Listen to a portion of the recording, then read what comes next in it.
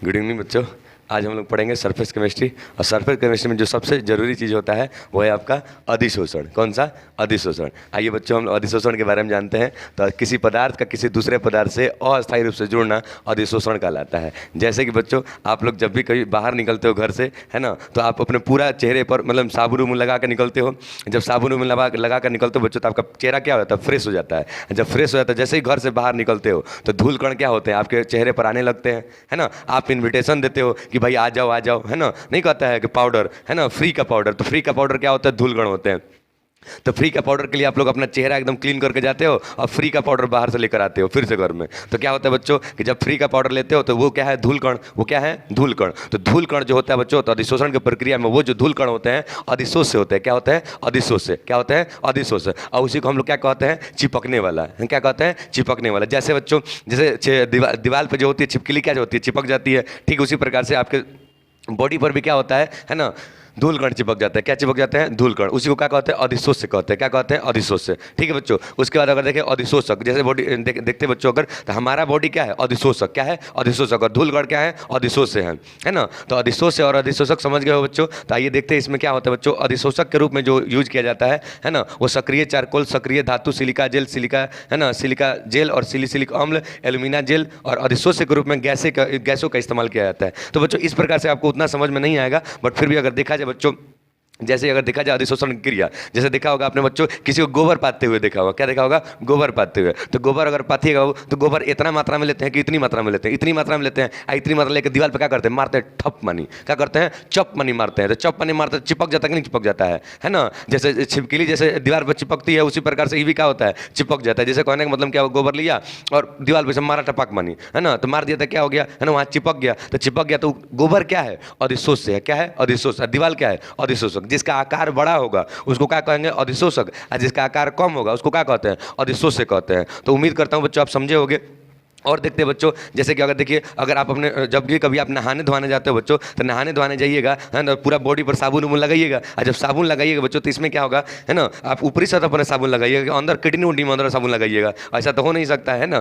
तो इस प्रकार से बच्चों, है ना, आपको ऊपर में साबुन लगाना, उन्हें ऊपरी त्वचा पर साबुन लगाना होगा, अंदर में आप नहीं लगा सकते, है ना। जैसे किडनी को निकाल के धो नहीं सकते, हार्ट में अगर मान लीजिए कोई बसल है पहले से, उसको निकाल थोड़े सकते हो, बिल्कुल नहीं निकाल सकते। तो कहने का मतलब है कि बच्चों, है ना, अधिशोषक जो होता है उसका आकार क्या होता है? बड़ा। तो आपका बॉडी में ये सब क्या है? अधिशोषक। क्या है? अधिशोषक। धूल कण कहाँ बैठेंगे? इसके ऊपर बैठेंगे। कहाँ बैठेंगे? इसके ऊपर, है ना।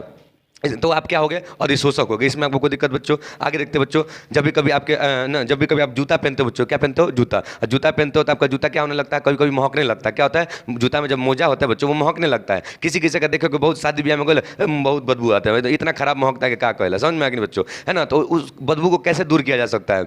बदबू को दूर करने के लिए, है ना, जब भी कभी आप जूता खरीदते हो तो जूता में एक पॉली बैग आता है, एक बहुत छोटा सा इस प्रकार से पॉली बैग होता है ना, उसमें, है ना, छोटे छोटे दाने होते हैं। क्या होते हैं? दाने। उन्हीं को हम क्या कहते हैं बच्चों? सिलिसिलिक अम्ल कहते हैं। क्या कहते हैं? सिलिसिलिक अम्ल। ये सब भी क्या होता है? सिलिसिलिक अम्ल जो होता है बच्चों, है ना, ये सिलिसिलिक जो अम्ल होता है सारे गंदगियों को अपनी तरफ खींच लेता है। इसीलिए आपके जूते में ये दिया जाता है पॉली बैग। या जब भी कभी बचपन में आप टिमकारी उमकारी खरीदते होगे बच्चों, तो टिमकारी में यही पॉली बैग मिलता है। क्या मिलता है? ये पॉली बैग। तो उसमें भी क्या होता है, जैसे मान लीजिए क्या कोई ऐसा बर्तन है जो बहुत दिनों से रखा हुआ जकड़ गया। क्या हो गया? जकड़ गया। तो सिलिसिलिक अम्ल का उसमें पैकेट रख दीजिए बच्चों, और खोलिएगा तो क्या हो जाएगा? एकदम आराम से खुल जाएगा। और नहीं रखिएगा तो जकड़ जाएगा। तो बहुत आपको जोर लगाने के बाद कभी कभी किसी चीज़ को तोड़ना भी पड़ जाता है। तो उसका कारण क्या होगा? अगर उसमें सिलिसिलिक अम्ल लगा रहता है, आराम से खुल जाएगा, कोई दिक्कत नहीं आएगा, है कि नहीं बच्चों। वो सब सिलिसिलिक जेल का ही कमाल, सॉरी, सिलिसिलिक अम्ल का कमाल है। देखिए बच्चों, मान लीजिए कभी आपका मोबाइल जो है बच्चों पानी में गिर जाए, है ना, पानी में गिर जाए, आपका जान निकल जाएगा। कहा जाए ओह बाबा हमारा मोबाइल चला गया, है। टेंशन नहीं लेने का। जब भी कभी आपको ऐसा अगर लगे तो मोबाइल को कहाँ कर दीजिए? चावल में घुसड़ दीजिए। कहाँ घुसड़ दीजिए? चावल में। अगर चावल में घुसड़ दीजिएगा तो चावल क्या होता है? पानी और शोषक वाटर को ऑब्जर्व करता है। क्या करता है? ऑब्जर्व करता है। सारा का सारा पानी क्या कर लेगा? उसमें से खींच लेगा। तो उसमें से खींच लेगा वो, तो उसको क्या कहेंगे? अधिशोषक। क्या कहेंगे? अधिशोषक, है ना। पानी को क्या कर लेगा? खींच लेगा। तो चावल की मात्रा क्या ज़्यादा, है ना, बोरी में डालना, ये नहीं कि इतनी चावल लेकर उसमें डाल दीजिए, कोई सब पानी खींच ले, ऐसा नहीं हो सकता। समझ में आ गया? पूरा बोरी चावल है या पूरा ड्राम में चावल है, उसमें घुसड़ दीजिए। अगर पूरा अगर मोबाइल में अगर पानी घुसा हुआ होगा तो सारा का सारा जो चावल होगा क्या करेगा? पानी को अवशोषित कर लेगा। तो अवशोषित का मतलब क्या हो जाएगा? अधिशोषक उसको कहते हैं। क्या कहते हैं? अधिशोषक कहते हैं। इसमें आपको कोई दिक्कत देखिए बच्चों, जैसे कहने का मतलब क्या है ना, सक्रिय चारकोल। जैसे बच्चों अगर क्या बोलते हैं, कंपनी में, अगर किसी कंपनी में है ना चीनी का निर्माण होता है, क्या होता है, चीनी का निर्माण। तो पहले के जमाने में जंतु जंतु हड्डी का इस्तेमाल किया जाता है। किसका किया जाता था, जंतु हड्डी का। तो पहले जमाने में आपने सुना होगा कि क्या है कि भाई छठ एतवार में चीनी यूज होता है, समझ में आ गया बच्चों, है ना। तो इतना साफ कैसे होता है चीनी, अब पहले चीनी गंदा आता था, है ना। तो जंतु का हड्डी, जैसे मरे हुए जंतु जो होते हैं ना, जैसे भैंस, बकरी, ऊँट, गाय, किसी का हड्डी ले लिया जाता था, चिनिया को साफ करने के लिए वहाँ रख दिया जाता था, समझ में आ गया बच्चों। उसके लिए क्या है ना, अब जो है वो क्या होता है, जंतु जो हड्डी बोले बाबू, वो सक्रिय धातु होता है। क्या होता है, सक्रिय धातु। क्या होता है, सक्रिय धातु। लेकिन अब हम यहाँ पर देखिए वो सक्रिय धातु, आप समझ गए, सक्रिय धातु होता है ना। क्योंकि कैल्शियम होता है हड्डी में, हड्डी में क्या होता है, कैल्शियम। वो सारा का सारा गंदगी जो होता है चीनी में इकट्ठा करता है अपने ऊपर, और अपने खुद पीला हो जाता है और चीनी को वाइट करता है। जैसे देखिए आपका दांत खुद पीला हो जाता है, अब बाकी खाने को अंदर जाने देता है, होता है कि नहीं होता है। तो धातु क्या सक्रिय धातु है कि नहीं है। तो आपका दांत भी क्या है, कैल्शियम है। कैल्शियम क्या होता है, सक्रिय धातु होता है। तो सारा जब भी आप खाइएगा, ठूसिएगा, है कि नहीं बच्चों, जब भी कभी ठूसिएगा तो सारा खाना अंदर चला जाएगा और आपके दांतों पर पीलापन छोड़ के जल जाएगा। और फिर आपसे कहा जाएगा कि आपके कोलगेट में नमक है ना। अगर होगा तो बता दीजिएगा। समझ में आया कि नहीं बच्चों, इसको क्या कहते हैं, सक्रिय धातु। आगे देखते हैं बच्चों, है ना। देखिए सक्रिय चारकोल, सक्रिय, जब भी कभी आप क्या करो बच्चों, है ना, कोयले के खदान में जाइए। कहाँ जाइएगा, कोयले के खदान में। जब कोयले के खदान में जाएगा तो ऐसे ही चल जाइएगा दांत चियार के, समझ में आ नहीं है। तो वहाँ जाइएगा, जैसे ही उसमें जाइएगा तो आप, है ना, जो आप में कार्बन मोनोऑक्साइड की मात्रा, कार्बन डाइऑक्साइड की मात्रा, मीथेन की मात्रा बढ़ जाएगी। और जैसे ही बढ़ जाएगी वहाँ दांत चियार के भिगोर दीजिएगा और जो सूझ जाइएगा, समझ, बेहोश हो जाइएगा, है कि नहीं। तो सक्रिय चारकोल का इस्तेमाल वहाँ पर किया जाता है। कहाँ किया जाता है बच्चों, कि सक्रिय चारकोल का इस्तेमाल गैस मास्क के रूप में किया जाता है। किसके रूप में किया जाता है, गैस मास्क के रूप में। अगर गैस मास्क के रूप में अगर आप वहाँ पर नहीं जाएगा बच्चे, है ना, तो आप में कार्बन मोनोऑक्साइड, मीथेन और कार्बन डाइऑक्साइड की मात्रा बढ़ जाएगी, आप तुरंत बेहोश हो जाएगा और भगवान को प्यार हो जाएगा, दांत चार को भिगोर दीजिएगा। समझ में आया कि नहीं। आइए देखते हैं इसको क्या कहते हैं, सक्रिय चारकोल। क्या कहते हैं, सक्रिय चारकोल। तो गैस मास्क में सक्रिय चारकोल का इस्तेमाल होना बहुत बहुत जरूरी है।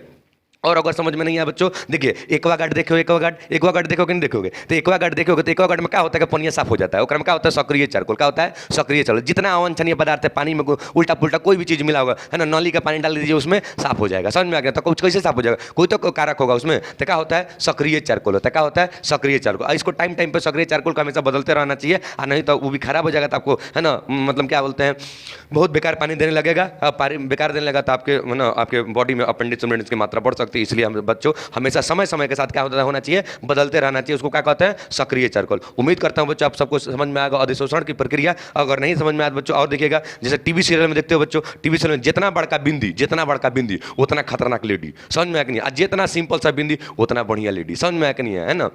इस प्रकार से देखिए अधिशोषण, है ना। देखिए अधिशोषण की जब प्रक्रिया होती है तो इसमें बल जो होता है बहुत कमजोर होता है। बल क्या होता है, बहुत कमजोर होता है। बिंदी ऐसे देखिए, एजा सटी है, चाहे एजा सटी है, चाहे एजा सटी है, समझ में आ कि नहीं, सब जगह आराम से सट जाता है ना। तो यहाँ देखिए जब मन तब उखाड़ दीजिए, जब मन तब चिपका लीजिए, समझ में आ कि नहीं। तो इसमें कौन सी क्रिया होती है, अधिशोषण क्रिया होती है। कौन सी क्रिया होती है, अधिशोषण क्रिया, है ना। अधिशोष के रूप में क्या होता है, गैसें होती है। क्या होती है, गैसें। तो हमने बच्चों आपको बताया अधिशोषण की प्रक्रिया में जब भी कभी गोबर पातिएगा तो कौन सी क्रिया होगा, अधिशोषण। क्या होगा, अधिशोषण। घंटी बजाइएगा तो थोड़ा अधिशोषण होगा, है ना। उसमें चिपकने वाला होना चाहिए, चिपक थोड़े रहा इसमें, तो गोबर पाथिएगा तो कौन सा क्रिया, अधिशोषण क्रिया। बिंदी लगाइएगा तो कौन सी क्रिया, अधिशोषण की क्रिया। इसमें आपको कोई दिक्कत, अब अधिशोषण का बड़ा भाई होता है या छोटा भाई कहिए बच्चों, है ना। क्या होता है, अवशोषण। क्या होता है, अवशोषण। तो अवशोषण कुछ नहीं है, तो इसी प्रकार से होता है कि ये देखिए पृष्ठ पर रहता है और ये अंदर जाता है। क्या होता है, ये पृष्ठ पर रहता है, ये अंदर जाता है। किसी पदार्थ का किसी दूसरे पदार्थ में अंदर तक अर्थात बल्क में उपस्थित होना अवशोषण कहलाता है। किसी पदार्थ का किसी दूसरे पदार्थ में अंदर तक अर्थात बल्क में उपस्थित होना क्या कहलाता है, अवशोषण कहलाता है। तो अवशोषण की प्रक्रिया में भी दो चीजें होती है बच्चों। क्या होती है, अवशोषित और अवशोषक होता है। अवशोषित और क्या होता है, अवशोषक। जैसे कहने का मतलब क्या है ना, अगर आप खाना खाइएगा तो पानी पीजिएगा नहीं पीजिएगा, तो पानी पीजिएगा तो किडनी में जाएगा कि नहीं जाएगा। बाहर से अगर नहा रहा है तो किडनी साफ नहीं हो रहा था, यहाँ क्या होगा, आपका पानी कहाँ जाएगा, किडनी में जाएगा, है ना, फेफड़े में जाएगा, लीवर में जाएगा, आंत में जाएगा, सब जगह जाएगा। तो क्या पानी को क्या कर रहा है, अवशोषित कर रहा है। क्या कर रहा है, अवशोषित। कौन जो अवशोषित कर रहा है उसको क्या कहेंगे, अवशोषक। क्या कहेंगे, अवशोषक। जैसे जिलेबी में रासा, है ना, जिलेबी में रासा, रसगुल्ला में रासा, समझ में आ कि नहीं, चौक में स्याही, समझ में आ कि नहीं, या स्पंज रसगुल्ला देखे हो कि नहीं देखे हो, उसमें भी क्या होता है, पानी सोख लेता है कि नहीं। या जब भी कभी आप साइकिल चलाते होगे तो साइकिल के ऊपर सीट होता है कि नहीं होता है, तो सीटवा के ऊपर अगर फाड़ दीजिएगा तो उसको रुई आएगा कि नहीं आएगा। तो रुआ में अगर रुइया में पानी अगर डाल दीजिएगा तो रुइया क्या करेगा, सोख लेगा नहीं सोख लेगा। इसमें आपको कोई दिक्कत। जैसे बचपन में क्या करते वो दूध रोटी खाते थे, क्या खाते थे, दूध रोटी खाते थे। क्या दूधवा क्या, दूधवा में जब रोटियाँ डालते थे दूधवा कहाँ चल जाता था, गायब हो जाता था। तो दूधवा क्या हो गया, सूख गया। यानी क्या, रोटियाँ में कहाँ क्या चल गई, दूधवा, रोटियाँ में क्या चल गई, दूध। यानी और देखिए जब कभी आप चाय खाते हो बच्चों, चाय पीते हो तो चाय में क्या डालते हो, टोस्ट डालते हो, चाहे पाव रोटी। तो जब पाव रोटी डालते हो तो तनी मनी चाय मिलता है, एगो पाव रोटी डाल दिलो तो जा चायवे गायब, दूधवे गायब। तो गोइल कहाँ, है ना, अवशोषित हो गई। क्या हो गई, अवशोषित। तो उसी को क्या कहते हैं, अवशोषण कहते हैं। क्या कहते हैं, अवशोषण। क्या कहते हैं, देखिए अवशोषित हो गया ना, अवशोषित अवशोषित करने वाला कौन? पावरोटिया ना रे, है कि नहीं है ना? जैसे अब कहने का मतलब क्या है, ओठलाली में रोटी तो बोल नहीं सकते हैं, समझ में आया कि नहीं है? तो ओठलाली में रोटी है ना, बताइए कौन कौन गाना बना देता है सब? ओठलाली में तो ऐसी रोटी नहीं बोला जा सकता है। तो अवशोषित होता है और क्या होता है? अवशोषक होता है। क्या होता है? अवशोषित और अवशोषक। तो रोटी में जैसे बचपन हम लोग क्या करते थे, चीनी लेते थे, अब चीनी को रोटियां में मोड़ के खूब खाते थे, समझ में आ गया ना? तो रोटी लेते थे, ओकरा में नीमक तो लगा देते, नीमक तो लगा देंगे तो क्या ऊपरे रहेगा, अंदर चल जाएगा रोटिया के? नहीं, ऊपर ही ना रहेगा। अब बहुत मस्त लगता था, नहीं लगता था? वो कौची है? अधिशोषण। वो कौची है? अधिशोषण। लेकिन जब रोटिया को दूधवा में बोर के खाते थे तो कौची है? अवशोषण। का है? अवशोषण। समझ में आया कि नहीं बच्चों? उम्मीद करता हूं आप सबको समझ में आया होगा। जैसे कि आप फिर से एक बार बता दो, रसगुल्ला में रासा का होगा, जिलेबी में रासा का होगा? कौन सा प्रक्रिया? अवशोषण की प्रक्रिया। कौन सी प्रक्रिया? अवशोषण की प्रक्रिया, है ना? इसमें आपको कोई दिक्कत? माइक का तनिक खराब हो गया है कि नहीं?